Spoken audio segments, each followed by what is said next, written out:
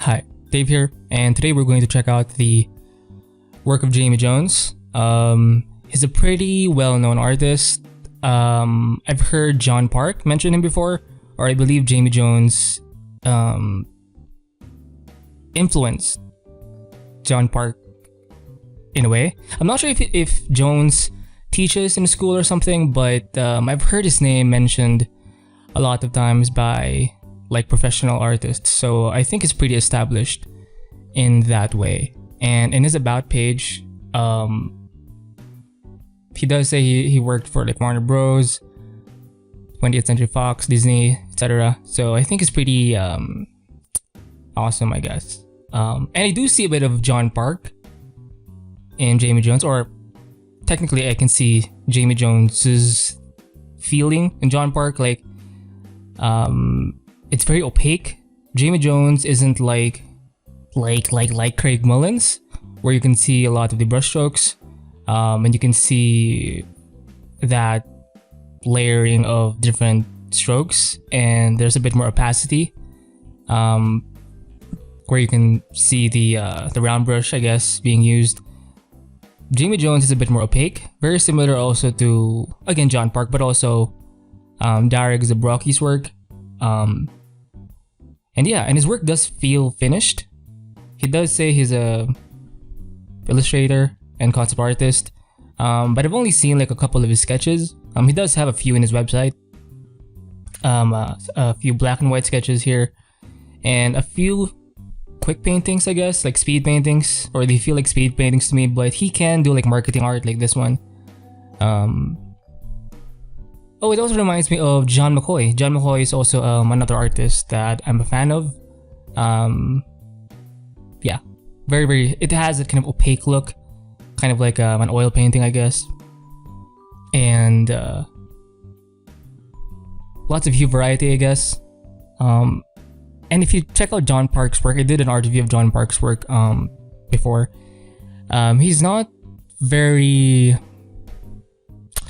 shape heavy, I would say, like Jaime Jones. John Park is a bit like he has like big shapes in his work. If you check out his portfolio, John Park's portfolio, you can see like really kind of, in terms of composition, like it just feels big. I'm not sure how to explain it. Jaime Jones feels way more painterly, way more traditional, I guess.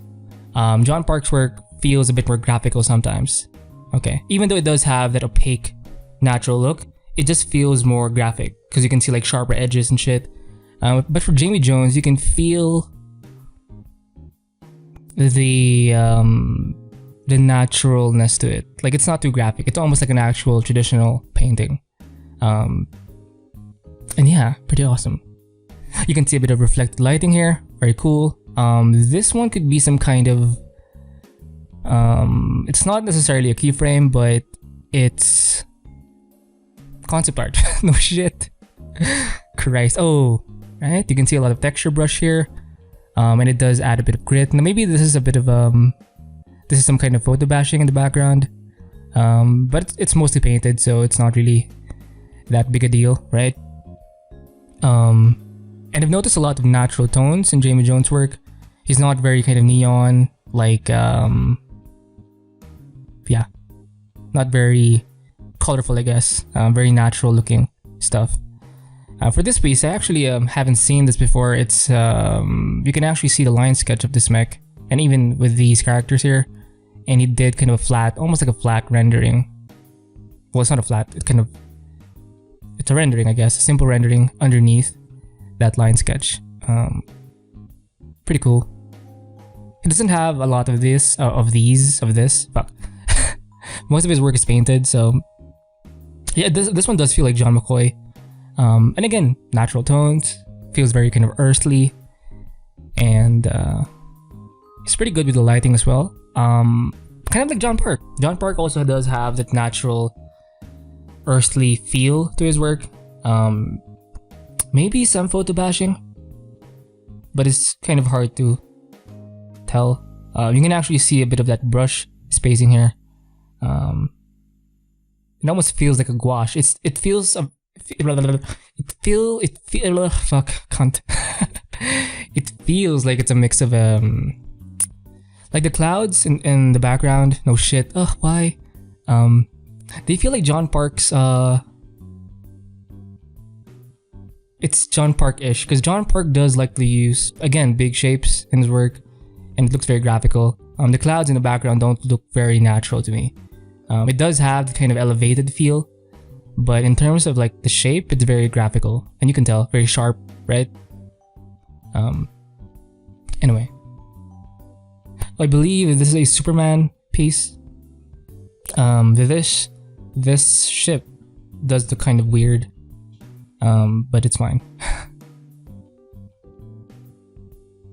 And I love the lighting though. It's again, it's very natural. Like you can tell the time of day, and it's actually kind of easy on the eyes, you know, because sometimes when I do my own paintings, it can often feel too bright, like it's a natural, right? Like it doesn't feel like it's a part of an environment, you know. So seeing work like this where you can, it's almost like a snapshot, like a photograph of a scene, and you can actually feel that scene. And lighting has a lot to do with that feeling, and of course the color, the tones and shit, or the hues, I guess. Here you can see a bit of the bigger brushstrokes. Maybe this guy, this Jamie Jones guy, is also influenced by John Singer Sargent, I'm guessing. I believe. Nice wolf. The soldier does feel, or this knight does feel more rendered or more kind of detailed compared to this actual wolf. So obviously this is the focus, right? And the wolf kind of actually blends with the environment. So Western theme kind of looks like an oil painting to me. So maybe it does have a good traditional background as well. This could be some kind of study based off of a photograph. But it obviously does feel like it's in a sunset kind of time, right? And again, the faces aren't too detailed, heavy shapes. Not super heavy, you know, but you can tell it's almost like a gouache approach, where it's not super rendered, where you can see a lot of the brush strokes. Because in oil painting, sometimes you can they often feel or look rendered just because it's it kind of makes sense to mix the paint with oils. But with gouache, I can see a lot of like shapes when doing it traditionally, obviously. So yeah, nice lady with a lion, right? Looks very natural. Now this one is a bit refined. This could be some kind of wallpaper, marketing art. This is not exactly what I'm going for, but if you can do these sorts of illustrations, I believe you'll have an easier time, I guess, when it comes to money.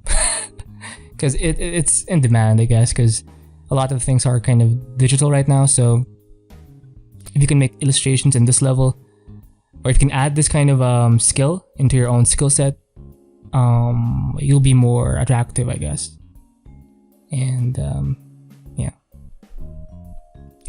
Awesome. Again, looks very natural, kind of like an oil painting, and not super saturated. Yeah, his work does feel, now this one it's a bit saturated, a bit strong, but most of his personal work, I guess, feels very easy on the eyes, right?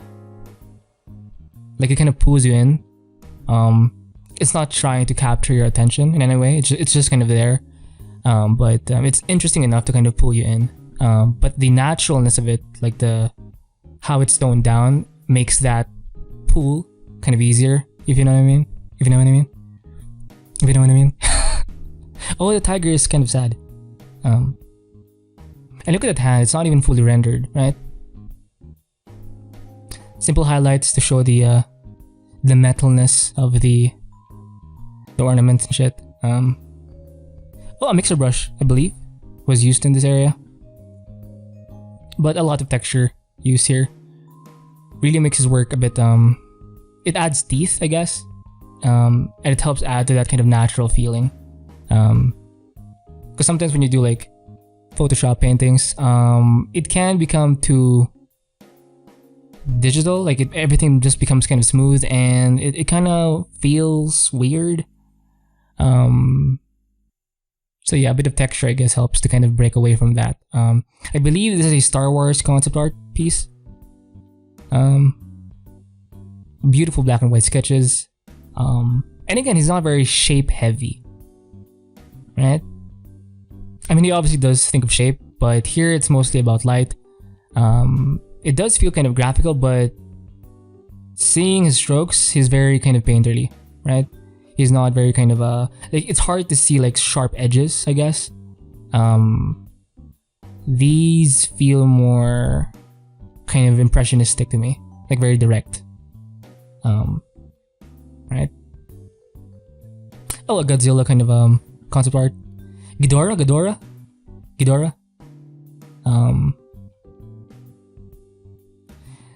Well, I do like the way he did the buildings in the background. Basically silhouettes, and then added a bit of orange, I guess, in them. Because for me, I probably would have used a photo, but whenever I see paintings like this, it reminds me to just not overthink, and not everything has to be kind of detailed. You know, I can always just simplify things. And whenever you go further into the background, it gives you more leeway to just simplify things. And it does help for you to focus more on what should be focused on. So in this case, it's the foreground, right? And this guy right here. So it's obviously going to have a bit more detail. The edges though of this foreground building, or these two buildings, it's very clear. Very John Park-ish. Because John Park does have a lot of environments in his portfolio. And yeah. And it does feel a bit more graphical. Maybe it's because of the architecture makes it, or you're kind of forced to become graphical anyway. But yeah. Character art, again, very natural looking, right? I don't see a lot of circle or round brush use. He does use quite a few different brush types or brushes. So a lot of brush variety in this one. And of course a lot of hue variety, right? Some purples. Obviously it's kind of a fashion thing.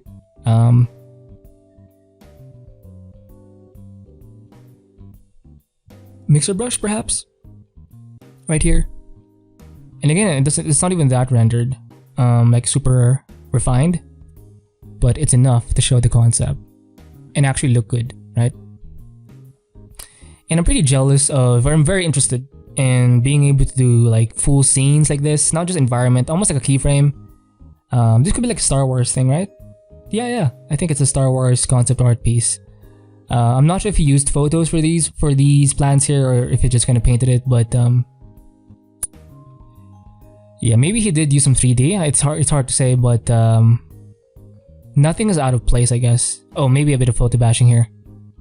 Yeah, but everything looks kind of together, right? And I like how we didn't even have to like paint the faces for these ones here.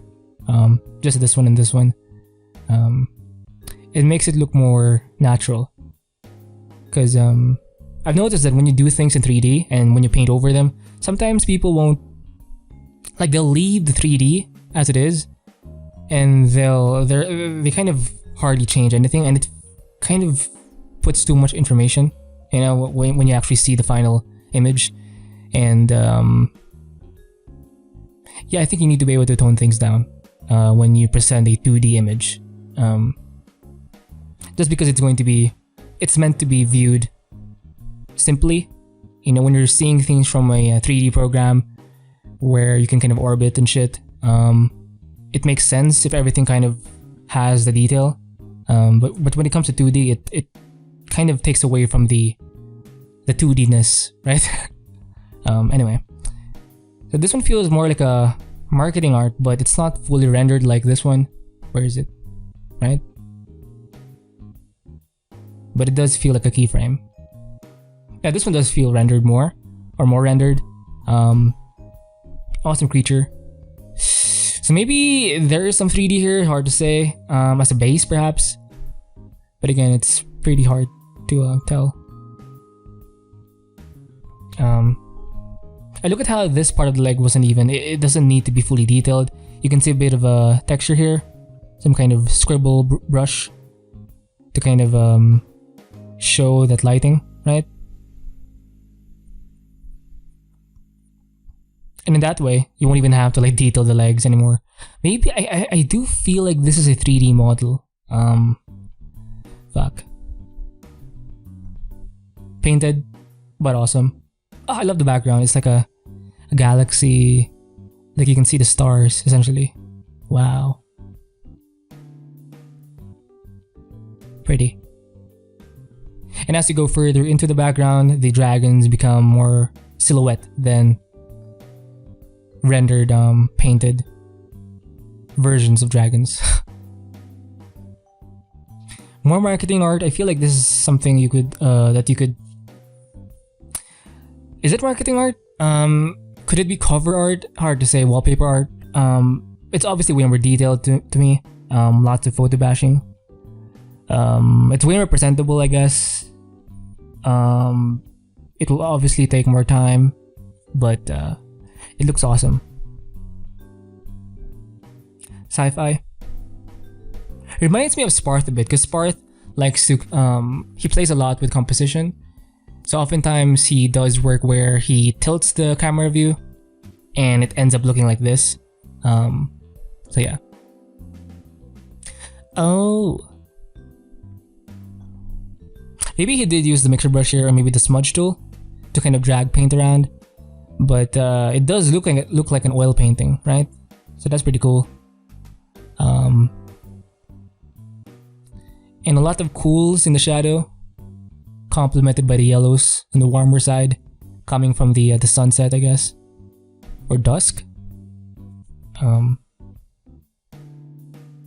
Wow.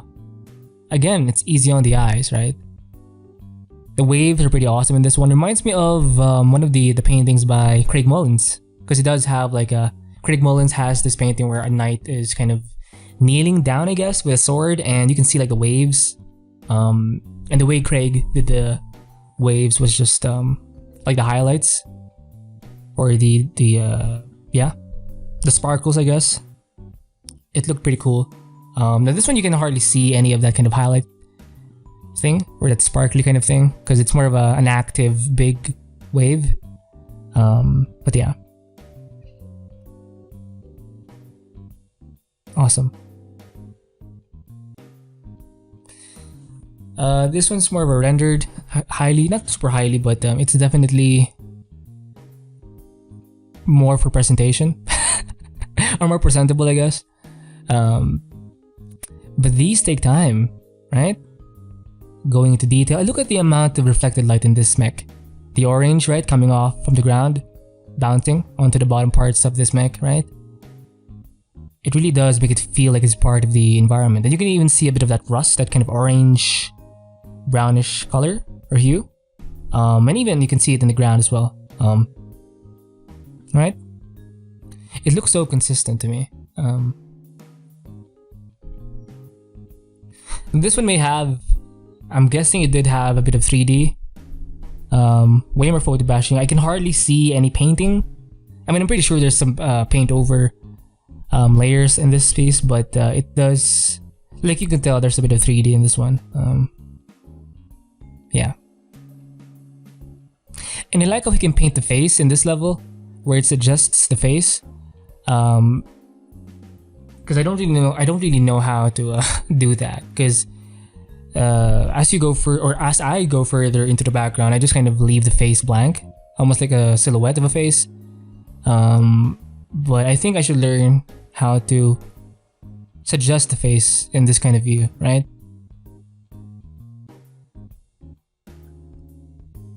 Sci-fi, again, very Sparth-ish in terms of composition. Oh, I believe this is a Superman concept. I love the kind of tech parts here, right? Looks so epic. Lots of greens in this area, the hues, I guess. And some blues. And you can even see some reds, right? In the shadows. So there's a bit of a, it's hard to see, but if you kind of zoom out a bit or just step back from your screen, You can see a lot of greens in this area and a lot of like reds here. It's not super saturated, it's a bit toned down, but you can see a bit of reddish hues here. So a nice complementary thing going on there. And obviously this guy's the main character, the main focus. Lots of contrast, this highlight and this area in shadow, right? Oh, awesome mech design. Snowy environment. You can tell it's pretty heavy and they're kind of struggling to walk, I guess. Suggestion of wind. You can see it in the fur and in the kind of cape. So there's obviously a bit of a context there to kind of make the scene make sense. Oh, this scene reminds me of some of the pieces of or paintings of Li Xingyin. Like he does like a lot of marketplace types of environments, and even Craig Mullins has a couple of like marketplace stuff. This guy's pretty awkward though because he's just kind of standing. So yeah. Oh, I love this kind of spotlight here, right? Oh. Now this one feels heavy on the 3D. And I'm not even sure how he did the waves. So it's kind of hard to tell what he actually painted in this one. And it looks so crisp, like detailed. So maybe if you do 3D you can tell, but fuck. Fuckaroo. Oh, awesome scene. Oh, it reminds me of shit, I forgot the name of the artist, but this one's more of a fantasy, I guess, right? Is it a fantasy world? The armor is a bit bulky, so this could be like a sci-fi thing.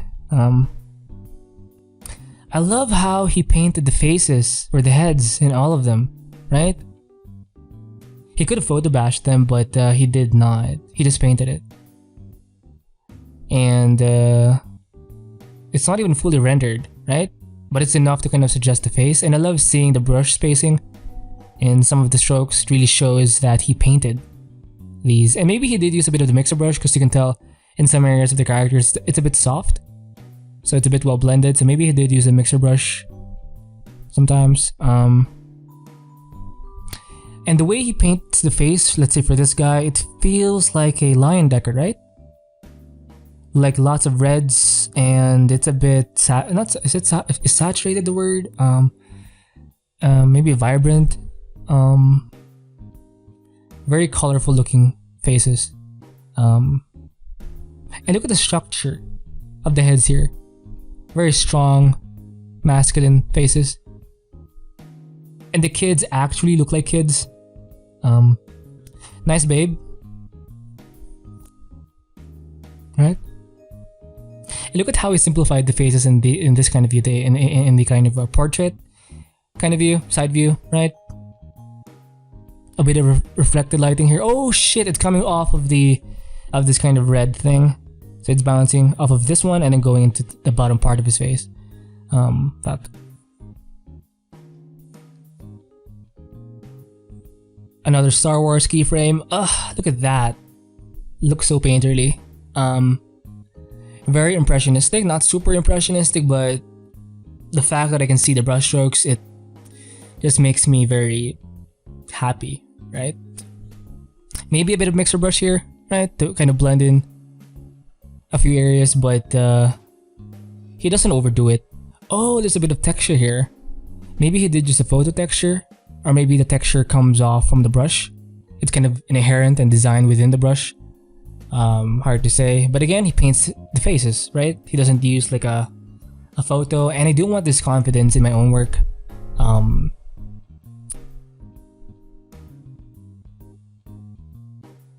And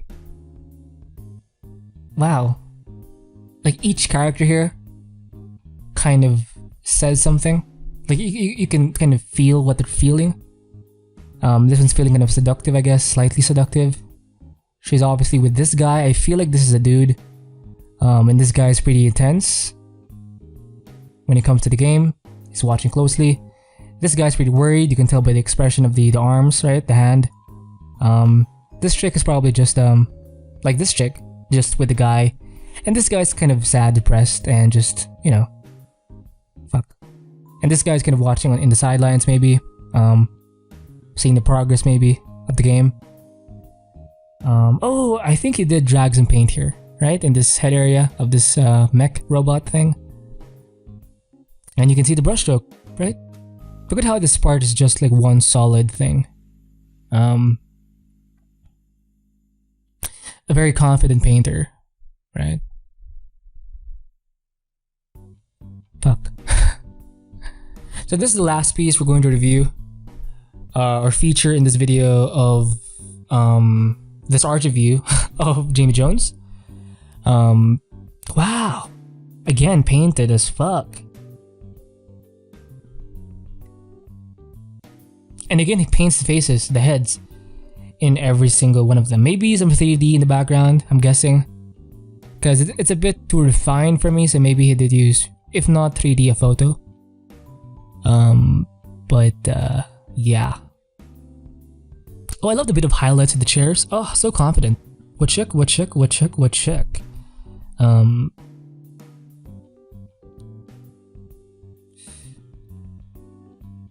Maybe a bit of texture brush here, like a splatter brush within. It's kind of masked to kind of cover a specific area. The head of this guy is obviously way more rendered, like this guy. And the first thing I see though when I see this image is this chick. Just because her head is like very, very bright and her dress is kind of dark. Nice cleavage, touche. Oh, look at that hand. Two values essentially, like the light area and the dark area. And in the dark area, you can see a bit of that orange coming off of something in this area that's kind of hidden because of this guy right here. Nice bald spot. Look at the way he paints the face of this guy and this guy, right? The structure, right? And again, that reflected lighting makes it look more natural. Like it's like this chick is, and these, like everyone is part of the environment. So fuck. So that's it for this art review of Jaime Jones. He doesn't have a lot of social media links, so fuck. But I do recommend to check out his portfolio website. artpad.org.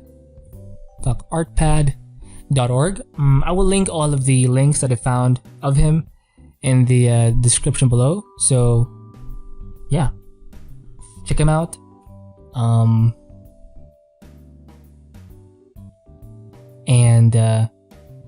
Yeah, keep drawing, keep painting, and stay free.